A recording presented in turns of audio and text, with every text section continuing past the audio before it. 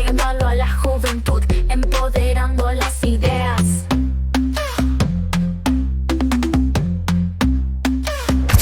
Bienvenidos a Te Educas, el podcast. Este programa es llevado a cabo por Acción Universitaria y Acción Joven en conjunto. Por supuesto, espera el podcast como todas las semanas y seguinos en YouTube como Acción Universitaria Nicaragua, en Spotify como Acción Universitaria y en las demás redes sociales como Acción Uni. Soy Edgar Blanco y voy a seguir siendo su host.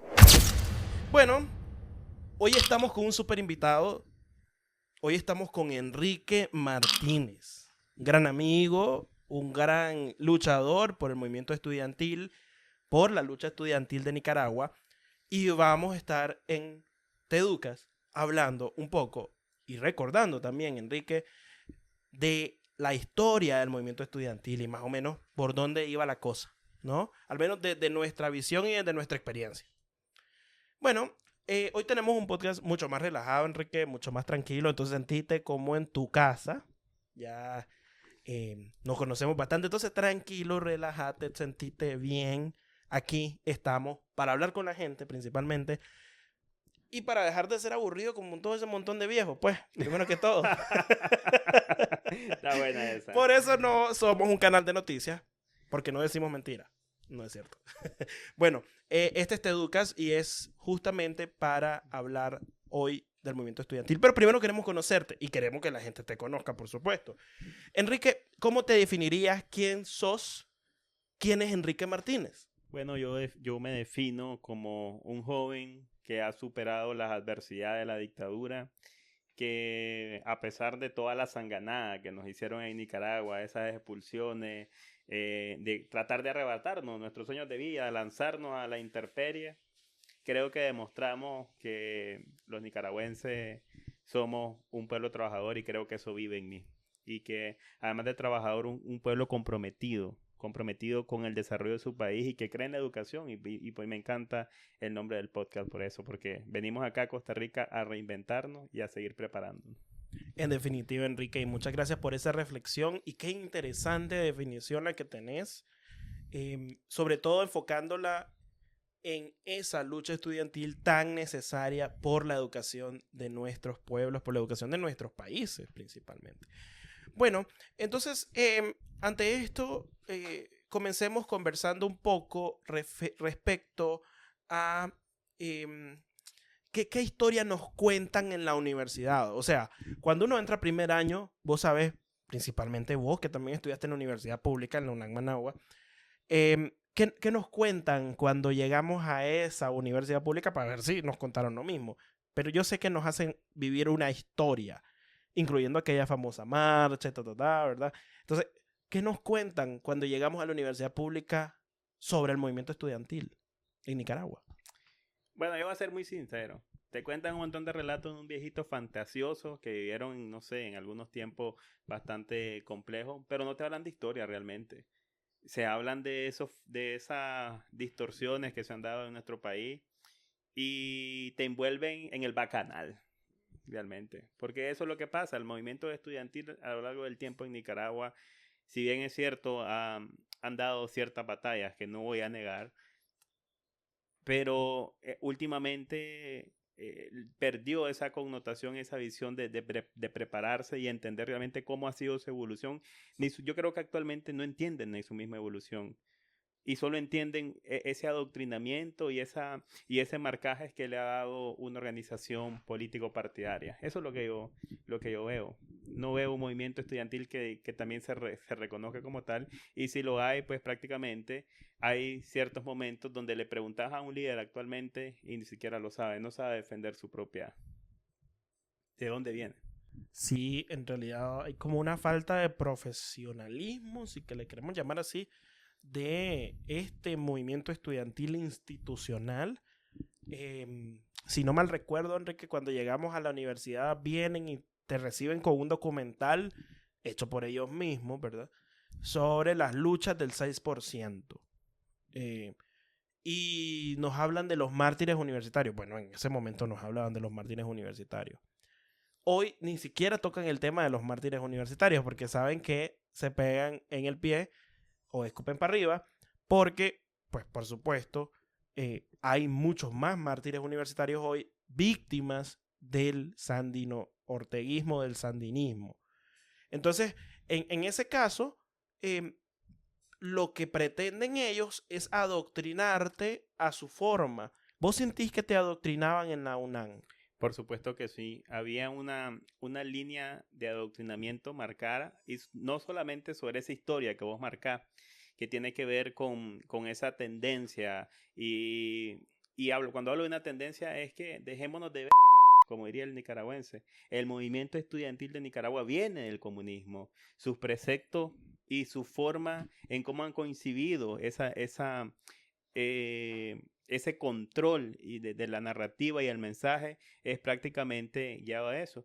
Y como yo decía, que no han podido trascender a las nuevas tendencias que se dan en los movimientos estudiantiles, porque esto no es solo de Nicaragua. También la mayoría de movimientos estudiantiles de América Latina tienen esa particularidad.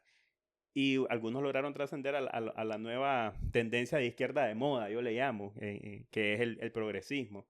Pero Nicaragua no pudo trascender a eso porque vos lo mencionabas. Se daban con la piedra entre los dientes porque el discurso progresista está muy guiado a la defensa de los derechos humanos, a la encauzamiento de ciertas luchas sociales, que hasta el mismo movimiento estudiantil en Nicaragua la ha dejado atrás porque a muchas de esas luchas sociales la ha traicionado, si nos ponemos a ver desde esa perspectiva.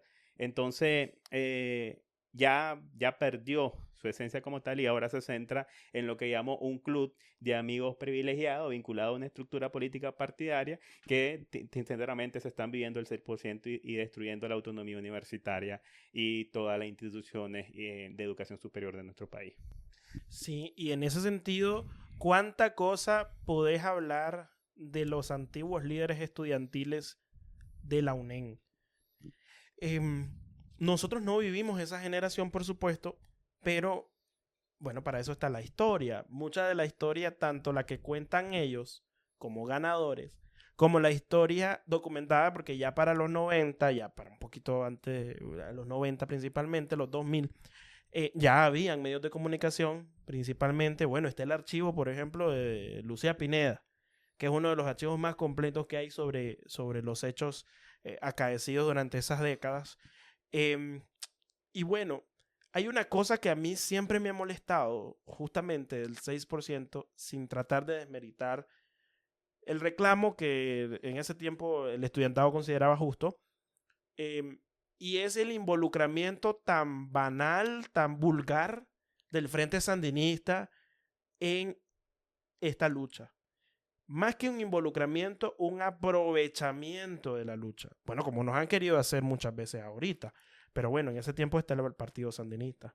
Sí, y es que esta tendencia de que los partidos de izquierda, en este caso en Nicaragua el Frente Sandinista como tal, se quieren involucrar, apropiar de la lucha estudiantil, no es solamente en Nicaragua, es en términos generales. Ellos quieren tener como esa influencia total sobre la narrativa y el mensaje político e instrumentalizar las luchas sociales a conveniencia de ciertos grupos y de cierta tendencia política. Sin embargo, déjame decirte que ahí, en todo este defecto que estoy señalando por acá, creo que hubo una ruptura muy interesante. Y quiero, antes de hablar de esta ruptura, decir que tenía que ver que el desgaste y la traición del movimiento estudiantil no es de abril del 2018. La traición del movimiento estudiantil viene desde muchos tiempos atrás. Desde lo que vos decías, desde que entregaron la lucha del 6% al Frente Sandinista cuando no le pertenece al Frente Sandinista, sino a la juventud nicaragüense que estaba cansada de un Estado que no estaba abogando por su educación e invirtiendo en su educación. Eso en primer momento. Y además de ese cansancio que yo considero que es real y que estábamos viviendo los jóvenes, es que también los recursos se estaban utilizando de forma desproporcional, no se estaban enfocando en lo que realmente necesitan los estudiantes. Habían estudiantes, te lo digo así, que estos liderazgos que ahora son embajadores de la dictadura en distintos países de África, venían gente de verdadero escasos recursos a solicitarle los bonos de alimentación y no se los entregaban a la gente que tenían esa vinculación con el frente y los chavalos sufrían, yo me acuerdo, y muertos de hambre. ¿Vos sabés lo que es estar muerto de hambre en la universidad? Venir desde muy largo caminando y no poder, y venir confiado que te den un bono de alimentación y no te lo dan. Eso pasaba en Nicaragua. Pero la ruptura principal que quiero marcar de lo que hemos conversado hasta el momento, de ese movimiento estudiantil que había tenido influencia del comunismo, de ese movimiento estudiantil que traicionó sus ideales, la ruptura se llama abril del 2018. Y hablo que es una ruptura porque ahí nosotros salimos a la calle de forma autoconvocada y además de autoconvocada, sin ninguna doctrina o sin ningún planteamiento detrás. No teníamos la influencia o no se nos había metido a la cabeza. Éramos gente libre que comenzaba a pensar de forma libre y a cuestionar lo que estábamos viviendo. Y éramos jóvenes que estábamos claros que esto que estamos viviendo en las universidades nos estaba afectando. En efecto, creo que sí hay un rompimiento y creo que se adecua mucho a los nuevos tiempos que estamos viviendo. Porque si hacemos un recorrido histórico a nuestro movimiento estudiantil, bueno, el movimiento estudiantil como un espacio de lucha, ¿verdad?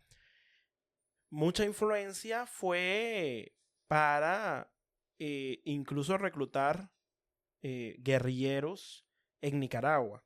Y eso no solamente pasó en Nicaragua, pasó en América Latina, donde hubo estas luchas guerrilleras. Solo que en Nicaragua el movimiento guerrillero sí tuvo un papel preponderante y luego fue gobierno. Pero en sus inicios el movimiento estudiantil de alguna manera era una especie de derivado de la guerrilla sandinista o de lo que estaba comenzando a ser la guerrilla sandinista, influenciada, como decís vos, por el marxismo-leninismo, que además es una ideología extrarregional que surge en Europa, principalmente, y que se estaba comenzando a replicar de forma violenta acá. Y de alguna manera es una ideología violenta, ¿sí o qué? Bueno, el marxismo mismo dice y habla de la toma violenta del poder, incluso, ¿verdad? Y sin ahondar en términos sociológicos, sin ahondar en términos politológicos, etc. Simplemente lo decimos así. Y bueno, cuando comienza, por ejemplo, estos enfrentamientos, no desmeritamos la lucha de quienes lo hacían desarmados contra una dictadura dinástica y quienes lo hacían por sus ideales, por supuesto. Sin embargo, no estaban exentos de que su lucha fuera aprovechada por, digamos, esta gente, perdón, por esta gente, digamos, que como los partidos políticos, como las guerrillas marxistas, como el comunismo internacional, que después de un tiempo fue comenzado a liderar por Cuba. Y bueno, sí, en ese tiempo habían dictaduras de una ideología determinada, por supuesto. Pero nosotros hemos comenzado a demostrar que queremos cambiar la idea de que la lucha armada es la única forma de salir de un estado totalitario, pues. Sí, y eso que estás hablando tiene que ver mucho con lo que mencionaba de esa ruptura que enfatizó la llama de libertad de abril del 2018. Porque algo que sí puedo decirte, y lo voy a señalar así de forma categórica, es que lo que se dio en Nicaragua en abril, lo que movió a la ciudadanía fueron las ideas de libertad, ese sentimiento libertario que estaba presente en cada uno de nosotros, porque yo me identifico porque yo lo viví y lo sentí. Y era esa ansia de ir transformando un país donde no tuviéramos que irle a pedir permiso y aval político a nadie en el barrio, porque hasta eso se estaba presentando. Que no teníamos que venir y someternos a un movimiento estudiantil que si no te adecuabas y si no seguían los lineamientos del otro brazo político, el Frente Sandinista, que es la Juventud Sandinista, no ibas a tener algún beneficio o una prebenda. Y lo otro que quiero resaltar de esa diferencia, de ese control que evidencia el sandinismo en el movimiento estudiantil, es que como vos señalabas, En el pasado, el movimiento estudiantil, con su lucha del 6%, tenía a favor al CNU, a las instituciones, a todas las autoridades de su parte. En abril del 2018, hasta eso nos quitaron. El CNU se convirtió en un operador político para controlar absolutamente a las universidades y además de eso, de buscar la forma en cómo ir sometiendo la voluntad del estudiantado y quitarle beneficio a los estudiantes, como lo que recientemente acaba de pasar con la reforma a la ley de autonomía universitaria, donde prácticamente vienen y le dicen a los estudiantes, sí, te voy a quitar el pago de servicios básicos, y eso representa también un impacto en la beca y los beneficios porque de su bolsa no va a salir. Y en efecto, ese dinero claramente no va a salir de su bolsillo, mucho menos de sus salarios, ni de sus requerimientos, de sus privilegios. Esa es la palabra que estaba buscando. Entonces, eso no va a salir de sus privilegios. Se lo van a quitar a las becas de los chavalos, le van a quitar los bonos de alimentación a los chavalos también, y van a hacer más precaria aún la situación de los jóvenes en las universidades públicas, que ya de por sí ya están mal. Pero bueno, antes de continuar, Enrique,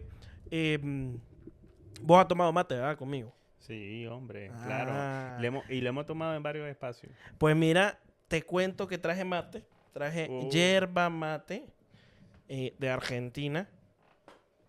Genial, genial. Calladito, mira. Entonces nos vamos a preparar unos mates mientras platicamos sobre Y se la recomiendo a los chavalos. Sí, vean. tómense su matecito para estudiar. Sí, no, y además es una bebida sumamente saludable. Y lo aprendí de vos, ¿verdad, Edgar? En su inicio aprendí a tomar mate con Edgar. Y después, Qué bueno. y después de eso estuve haciendo mis investigaciones. Y vos sabés que ir alzando la voz contra la dictadura, contra la chamuca y contra el trompudo en todos lados, me ha llevado a conocer varias culturas.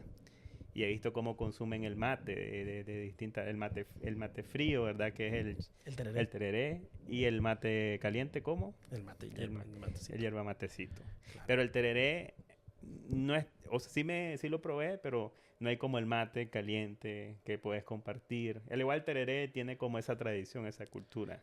Claro, es que el mate caliente creo que llega un poquito más digamos, a relajarte y todos los beneficios medicinales. Pero mientras yo voy preparando el mate, que para el mate vamos a necesitar yerba mate, que eso lo pueden conseguir, bueno, aquí en Costa Rica se puede conseguir o por internet.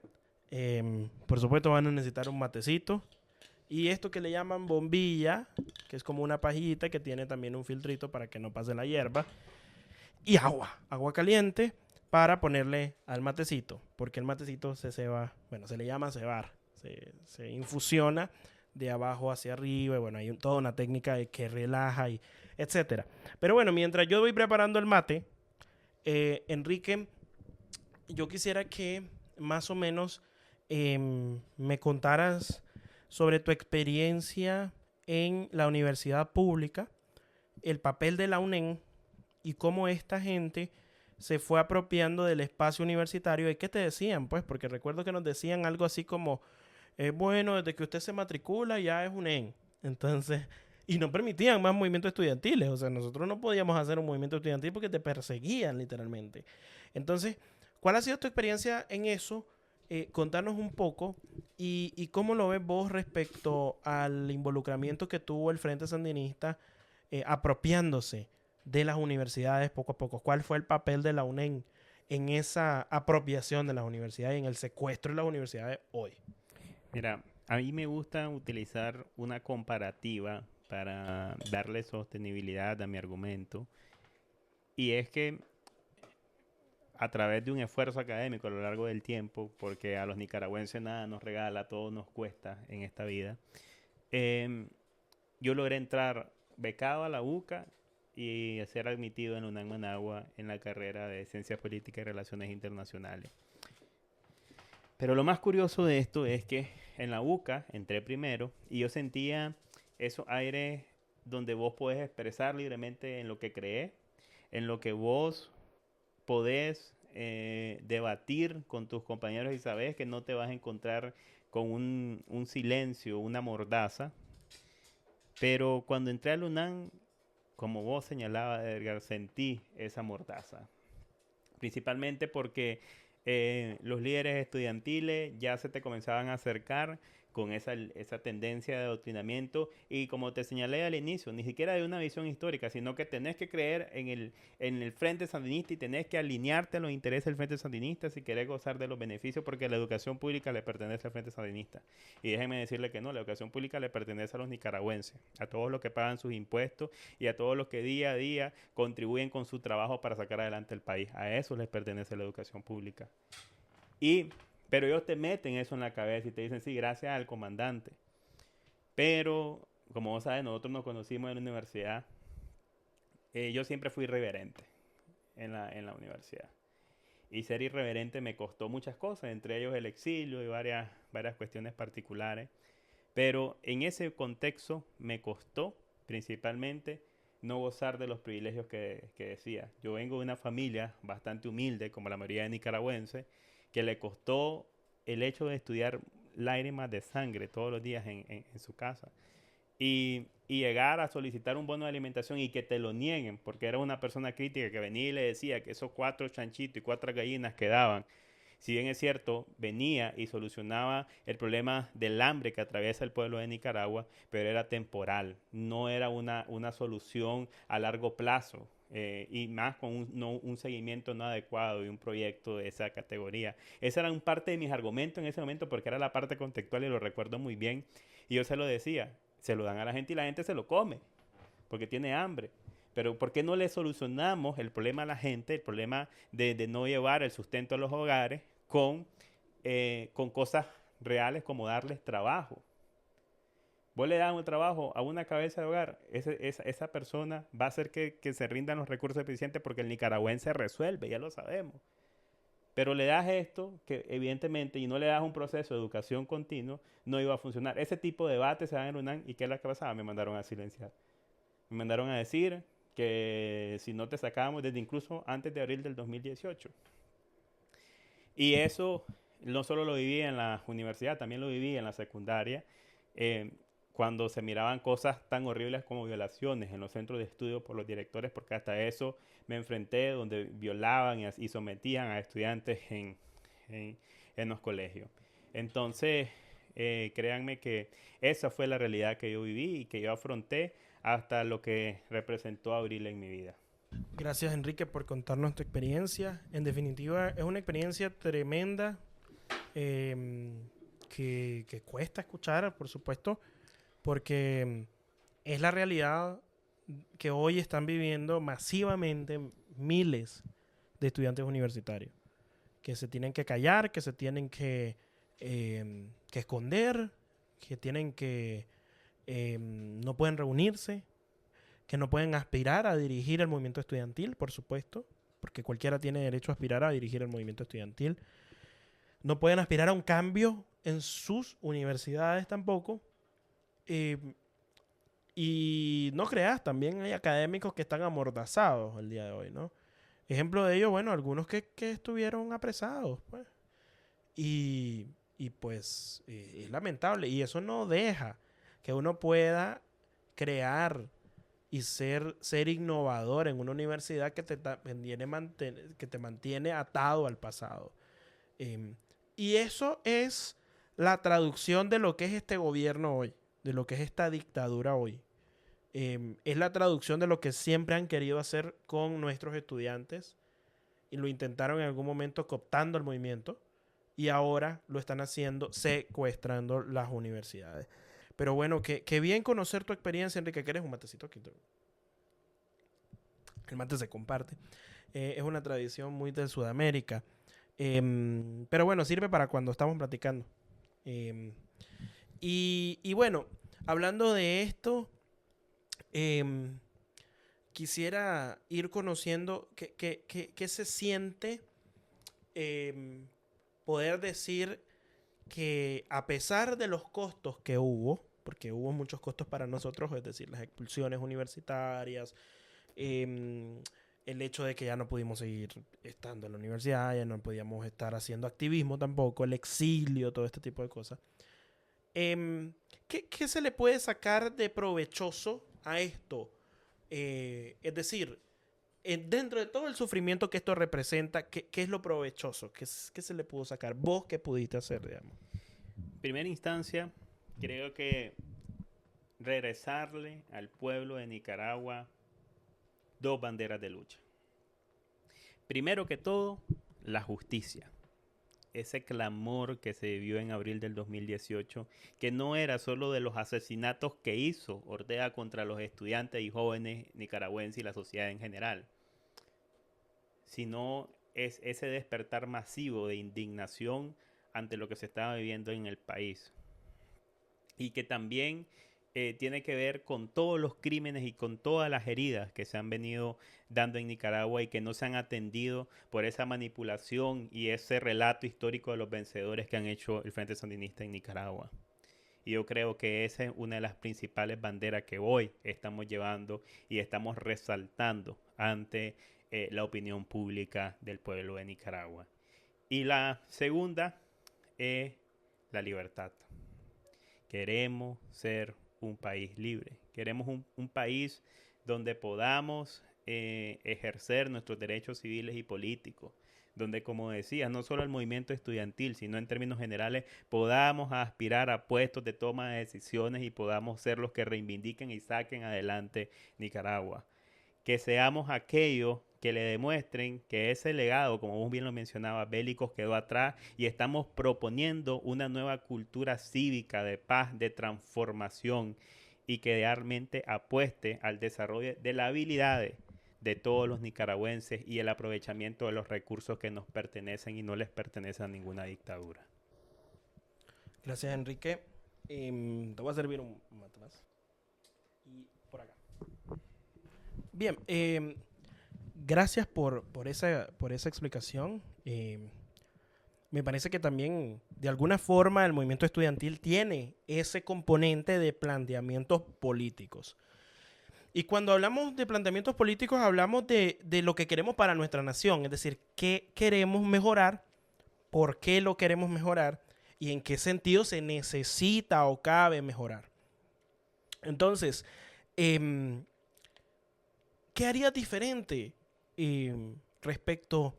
No, imagínate, ponete en los zapatos de aquellos jóvenes de los 80, de los 70. Ponete en los zapatos de los jóvenes de los 90, porque son 2 momentos históricos diferentes. Y en tus mismos zapatos de 2018, ¿qué harías diferente en cada uno de estos ciclos históricos que hemos tenido? Mira, después del triunfo de la Revolución Popular Sandinista, lo primero que hubiese hecho diferente y en vez de seguir una ideología política como lo hicieron esto del comunismo y del socialismo y también toda la violencia que representaba esto, es apostar a una sociedad plural, con valores democráticos, con educación cívica, con una alfabetización que no hubiese sido políticamente controlada para ese proceso de adoctrinamiento en Nicaragua. En el otro periodo, lo que hubiese hecho en los 90 es reivindicar las luchas desde un enfoque totalmente sin influencia político-partidaria. Crear un movimiento estudiantil con bases sólidas de la democracia, como se vive aquí en Costa Rica, donde cada uno de los estudiantes con sus distintas visiones políticas, ya sean liberales, conservadores, progresistas, los mismos socialistas, si quieren entrar a ese debate de ideas, pero que tengas la posibilidad de competir y que no exista ese bloque hegemónico en el país. Y en el 2018, creo que lo que haría diferente es no confiarme de los políticos tradicionales. Y además de no confiarme en los políticos tradicionales, de estar claro que hay gente que se acerca con buenas intenciones y hay gente que se acerca con malas intenciones. Y algo que he aprendido a lo largo de la historia, y no generalizando, es que hay mucha gente que se involucró en abril del 2018, principalmente por intereses de impunidad y porque también fueron parte de esa historia oscura de Nicaragua. Entonces, esas tres cosas y esos tres elementos rescato y serían como ese punto de inflexión que yo tomaría en cuenta. Por supuesto, Enrique. Completamente entendible. Bueno, concuerdo bastante con vos. Creo que habrían tantas cosas que hacer diferentes. Entre estas, mucho de no confiarse en todo el mundo, pues, y principalmente en estos políticos que hoy hemos ido descubriendo que muchos de ellos han tratado de hacer las cosas simplemente por beneficio propio. Y eso es mucho de lo que se nos critica a los jóvenes. Por lo tanto, mucho de lo que va de la mano entre movimiento estudiantil y juventud es que la juventud tiene un componente de lucha bien interesante, sobre todo bien interesado en participar en las luchas sociales.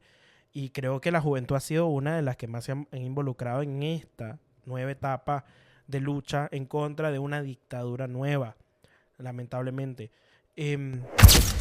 Bueno, a mí me gusta siempre, Enrique, para que vayamos concluyendo, a mí me gusta siempre hacer una dinámica. Se parece un poco al tren viral de TikTok que se llama ping pong, pero no es un ping pong. Es muy parecido. Entonces, ve, yo te voy a decir una palabra y vos me vas a responder lo primero que se te venga a la mente, ¿vale? La palabra relacionada al tema que estamos hablando, por supuesto. Vamos a ver. Bueno, ahí se me subió el tono. Vamos a ver. UNEN. Sinvergüenza.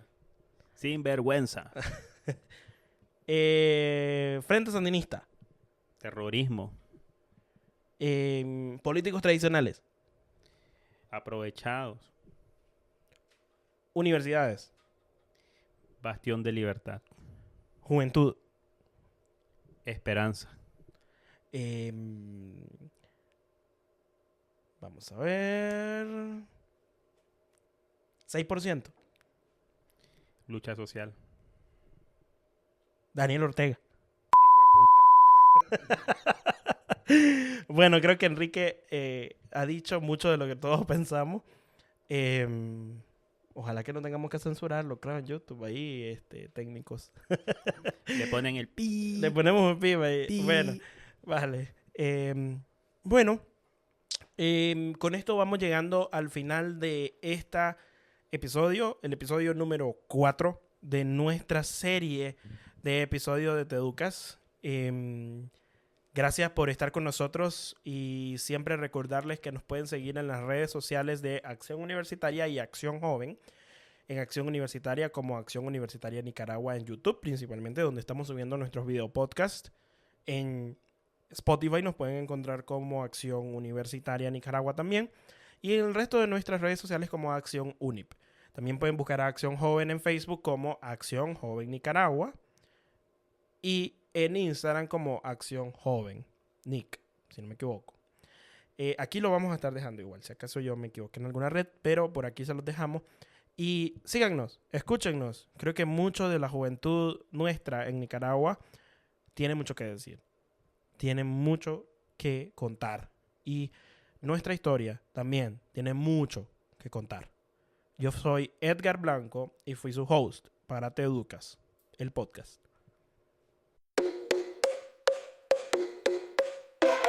Te educas conociendo oportunidades nuevas, llegando a la juventud, empoderando las ideas.